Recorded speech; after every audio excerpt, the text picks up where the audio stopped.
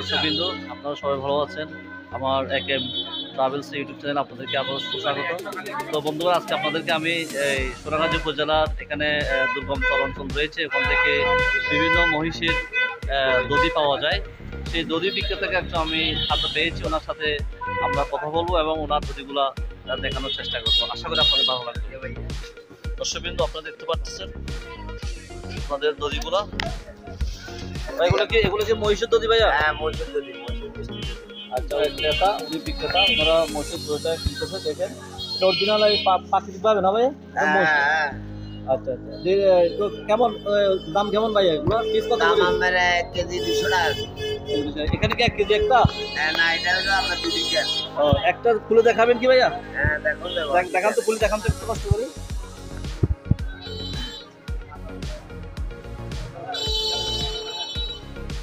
উনি খুলে দেখাচ্ছেন। অনুরোধ আমাদের সবার অনুরোধ, দেখুন সে মহিষের দই সোনাগাজীর এখানে অনেক মহিষ পালন করে, সেখান থেকে উৎপাদন করে তারা এটা তৈরি করেছেন নিজের হাতে তৈরি। এখন উনি অলরেডি এখন একটা বিক্রি করতেছেন। বলুন ভাই, কি আপনি কি এটা কিনছেন না? আগেও কি কিনেছিলেন? আগেও নিচ্ছি। কেমন এগুলা সুস্বাদু? আলহামদুলিল্লাহ ভালোই। ঠিক আছে, ধন্যবাদ।